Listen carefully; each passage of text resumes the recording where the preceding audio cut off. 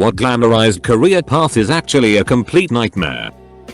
Till all career paths appear to be nightmares. Farming on a large scale. I was living in debt up to my ass, $500 k $1 mil depending on the time of year. Haggling for every input, land, fertilizer, seed, equipment, at the mercy of the weather, and got to watch the commodity markets kick me in the nuts every business day. The real cherry on top was everyone thinking you are trying to kill them with GMOs and copious amounts of chemicals that we don't use. Not to mention farms are passed down through generations, so you've got a bunch of dead and living ancestors watching your every move. Oh, and a lot of farmers work a second full-time job for the health insurance. There's a reason farm suicides are high and farm accidents and accidents are higher. There's a million young rural FFA kids that would give their left leg for a chance to farm. Modeling. Too competitive and not enough food. Veterinarian. Insanely competitive schooling that crippled you with debt. With a depressing debt income ratio after graduation. Most of your patients don't like you, and most of the owners think you're getting rich upselling them unnecessary services when their dog's exploding eyeball cancer can be cured with raw organic exotic meat CBD coconut oil. But you're withholding that information because you're in bed with big kibble, high stress, stagnant wages, long hours, holiday leave, rampant depression, lost count of how many colleagues have committed suicide, sometimes tempted to join them. Chef, long hours, itty environment, nothing is ever good enough. The video game industry. Lot of kids and teens want in it so bad because I grew up playing games blah blah blah, they take me to another world blah blah blah. Then you become an adult and learn that it's all math and physics, and making a video game has nothing to do with what you experienced growing up. It's all black screens of code, polygons, and being criticized for your work. What's worse, if you make games you probably never have the time to play them anymore. The gaming industry is notorious for implementing 60-80 hours work weeks. Even worse, depending on what company you work for, you may never have stable work. You finish a project and then the company tells you we don't have another project for your particular skill set. Then you gotta look for more work. And if all that wasn't bad enough, you'll probably never work on a game you want to work on. All those big, fancy games and indie darling on Steam are a very small fraction of what exists. Barbie's Horse Adventure? Those people got degrees and we're inspired by the same games as you. Crappy Candy Crush knockoffs, same degree and inspiration. Stupid tabletop games that you only see in the family section at Walmart. Those also utilize game designers, programmers. Don't get into video games because you like video games. Get into video games because you're passionate about math and science. Miso is an attorney and isn't loving life right now. She says, you know how you did term papers in college? Well, I do term papers every day, all day, endlessly. I've started working in television from a too young an age. It was amazing to witness all the behind the scenes stuff. But the reality is that these days you just can't make enough money from performing on TV, let alone the deprivation of creative freedom, which is what got my show cancelled, I think. Most career paths, glamorized or not, can be a nightmare if you have a hitlord for a boss. I don't know if nightmare is the word, but my wife has finally reached her lifelong goal of becoming a zookeeper at one of the top zoos in the US. She is very happy to have the opportunity to hand food to otters, have reindeer eat out of her hand, and brush okapi. However, she took on tens of thousands of dollars in student loans and did months of unpaid work at the zoo to get the job, which is seasonal, requiring she be off 2 months a year. She gets up at 4 AM and does farmhand style physical labor for 8 hours a day for about $9 an hour with no benefits. I am thrilled that she reached her goal, and I am happy that she is happy, but I am pretty disenfranchised with the whole thing. Judging by this thread, all careers, also being unemployed, or alive. Radio announcer. Like a lot of other jobs in the entertainment industry, it's full-time work for part-time pay. Second jobs are common. Your pizza delivery guy just may be your favorite morning show host. At least, that's how the morning guy at my station made ends meet. Until he was laid off in the last round of cutbacks. Now we're a hybrid station, which is the preferred business model these days. That's a fancy way of saying one person does everything while you run a ton of syndicated programs. 12 hours days of minimum wage. Listen up kids. Any job that seems glamorized has more than likely resulted in an oversupply of people wanting to do that work, while demand has not increased, thus bringing the compensation down for that line of work.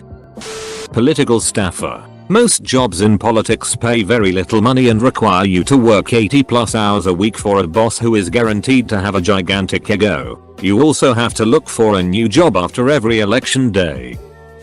Investment banking. People talk about the fancy plane rides, expensive dinners, wild parties with your colleagues or a client. The reality of it is you're never truly off work, always on call like a surgeon. Works weeks are usually 60-100 hours and can be brutal if one follows another. It's really more like working from 9 AM to 10 PM in office and then get home to work another bit and have any given presentation ready stat. I've gone all-nighters followed by client meetings where all I have time for is a quick shower and a 7/11 coffee. Architect is really bad. Most people don't complete it and the mental health issues are quite serious. There's a lot of criticism and stress in the beginning. Lots of late nights and hard work. At the end of the work you get insulted in public. There's no real reason for this. You aren't going to be saving lives or anything. There's no need to make it so expensive either. So 3 years later, you get a degree and have to do a year of intern work. Then it's time for another year of study and projects and exams. Then 2 years of minimum wage work. Then you come back for more exams, essays and projects. It's really too hard for what it is. I get paid very badly and I don't really use any of my training. It was pointless really, but girls like it at parties when I say I'm an architect. That's a lie, I don't go to parties, I have no social life. Medicine. A close friend is a doctor. He doesn't have a life. For all of you smart kids with advanced degree from top 50 colleges, don't go into consulting. You can do better. Find a line of work that is not as soul-sucking and energy draining. Those frequent flyer miles and free hotels, whining and dining in glamorous suits are just a smoke screen to cover up the misery from constant traveling. Networking, guaranteed overtime and no weekends are not worth it. Many people do it as a stepping stone to a real career, which is smart. Staying in consultancy for 5+ years will likely turn your life upside down. Teaching for sure. I mean, people know it sucks, but still the idea of becoming a teacher and changing the lives of children simply by caring enough exists in a lot of people, and sadly it's just not like that. The very sad truth is it doesn't matter how much you care. There are so many people who just want to make your job near impossible and people drop out of the position left and right.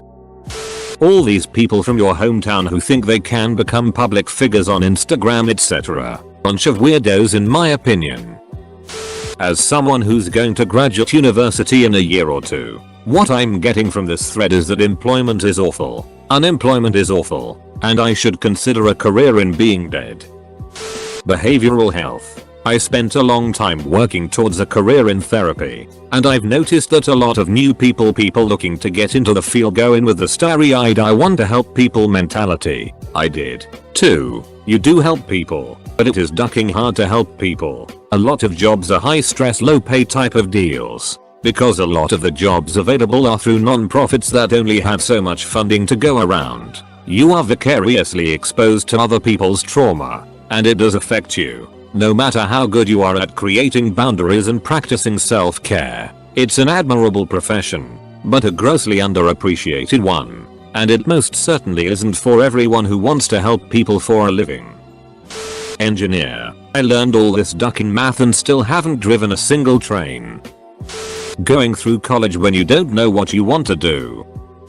Film crew. Yes, you sometimes meet famous people. Sometimes they're cool. Often they're really not. The days are 14+ hours of work with a commute of who knows how long on either end. Depending where you're shooting, you have half an hour for lunch. Coffee breaks are whenever you're not needed on set. So depending on your job, I was in camera, and we rarely had a down moment. It could be almost never. More often than not, someone on set is yelling. People lose their minds over making really itty entertainment. You start work by 7 AM on Monday, And by Friday you're coming in at 4 PM and leaving when the sun comes up on Saturday. There are no paid holidays, no paid sick days, no paid vacation. If you don't work enough qualifying hours, the union kicks your healthcare. And this is if you're in a union. Non-union. Much worse, sexual harassment is through the roof. But the kids who get it the worst are afraid to say anything or they'll lose their jobs. I have been told some real horror stories about famous actors, some of whom I still haven't seen get outed by the Me Too movement. And I'm not talking word of mouth, second-hand stories. I'm talking about young women who whisper to each other what shows to avoid and make them swear to never use their name because if they want to work in this industry, they can't be known as a troublemaker. I watched so many co-workers fall into addictions, lose family, miss their children's lives, over the dumbest TV shows in the world. If you go union, the money can be good, but it's not worth it. It's just not worth it. I hear being a YouTuber is pretty at work. Constant pressure to conform to a mysterious algorithm that's constantly changing around you. And doing or saying something that it or the advertisers don't like means that the plug is pulled on your wages. Possibly even your whole livelihood. I like all the pushes to get people into STEM fields, specifically science. They do all those demonstrations that make smoke or foam appear and make color changes. They are like, look, science is funsies. When in reality it's the most grueling, repetitive, high stress, miserable work you can get, plus countless industries just contract out the positions so you aren't even guaranteed benefits, plus any business is first and foremost a business so you have to spend countless hours in boardroom meetings explaining science and why things won't work to people who think the disk drive on their computer is a drink holder. Veterinary medicine certified vet tech. I was a tech for 4 years and pieced out. The work is backbreaking and clinic owning vets are cheap.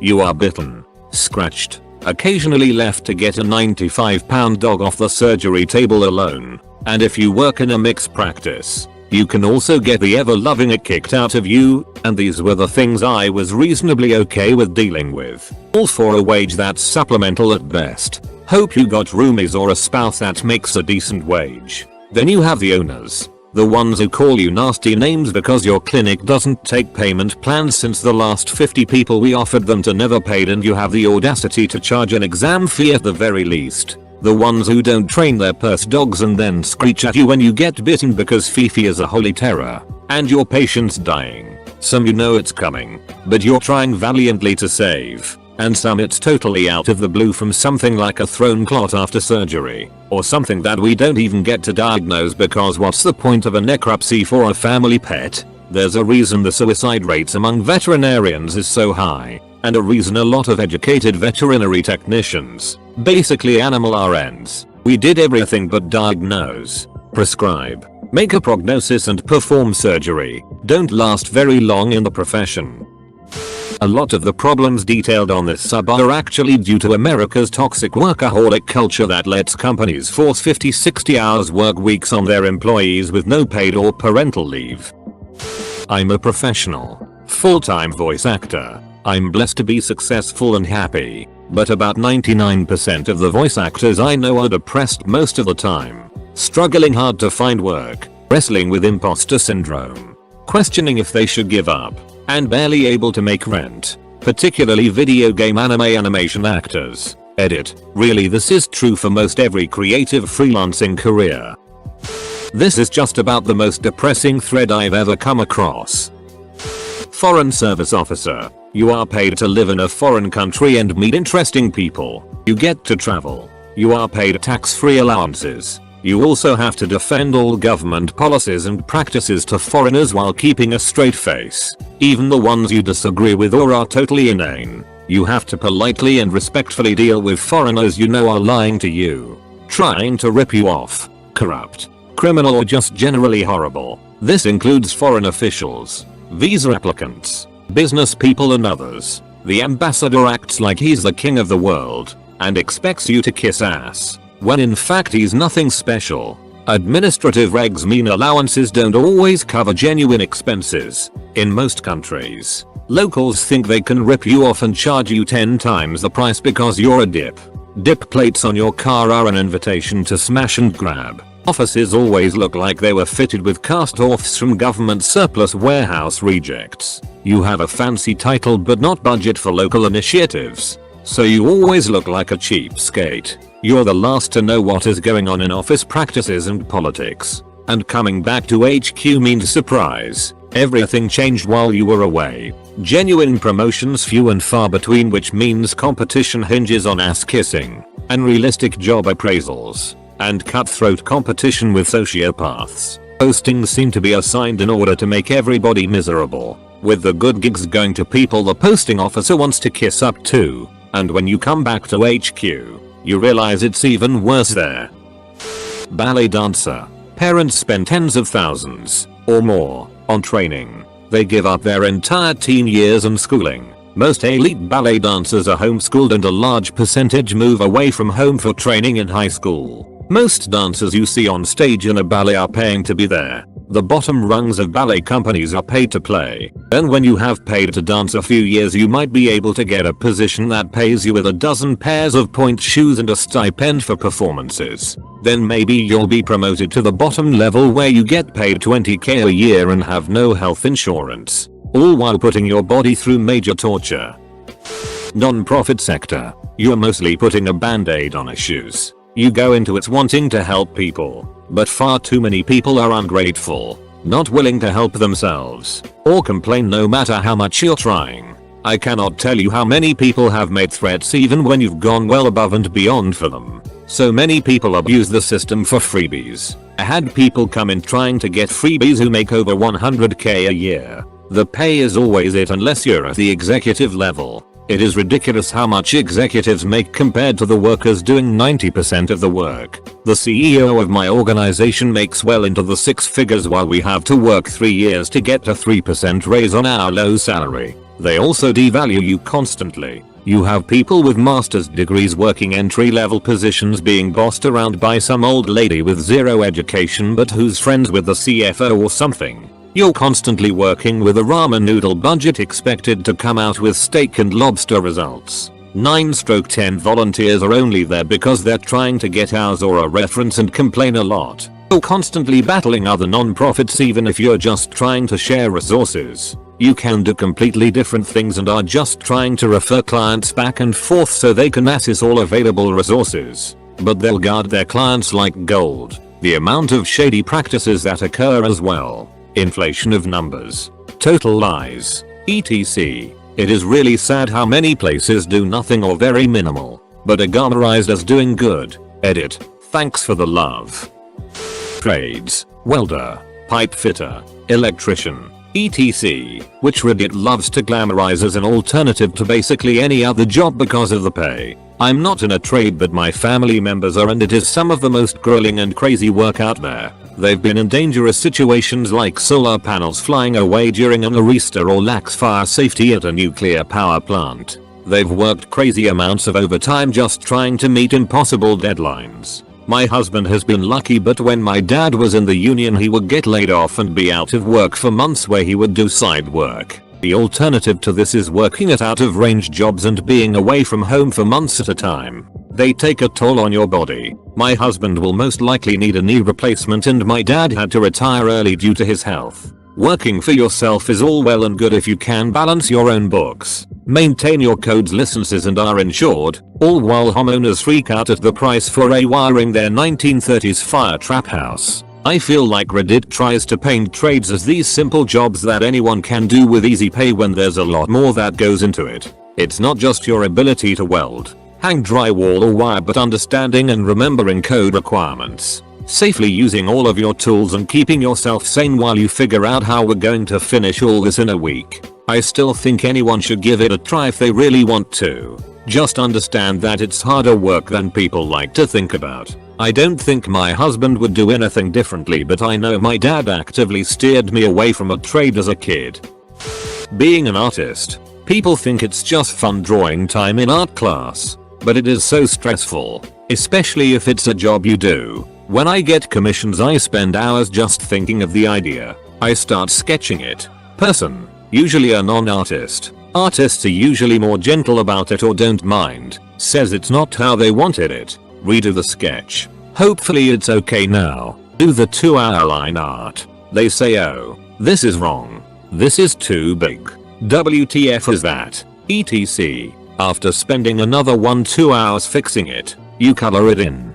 There's usually no problem with that unless it's an artist with a color palette you're not used to. When you're done you send them to picture and hopefully they paid you while you were drawing, because there's a lot of people who just make excuses. Also, if you're a small artist, you probably undercharged that commission. That drawing you slaved over for 5 days. The person was only willing to $15 and you'll take anything because everyone loves to ask for free stuff.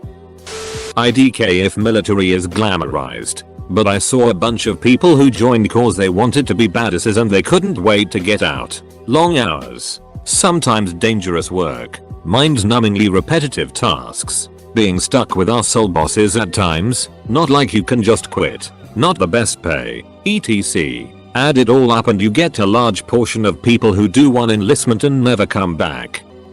I've heard nothing but horror stories of how broken the machine really is when it comes to social work. I honestly don't know if I've ever heard anything good from social workers, and almost cringe whenever I hear about someone wanting to get into social work as a career. Prove me wrong.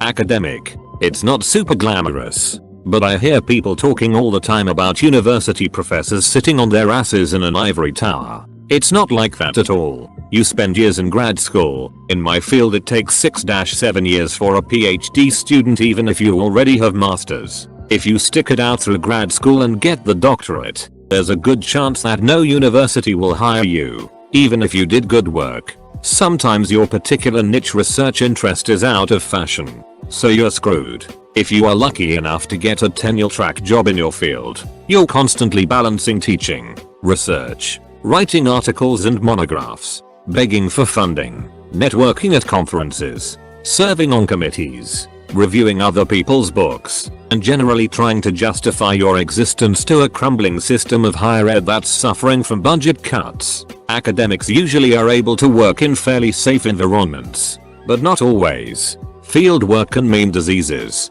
parasites, and political violence. Lab work can mean back pain, repetitive motion injuries, and long-term exposure to dangerous substances. The hours alone. I'm in grad school, and I work 60-70 hours per week. Grind you down.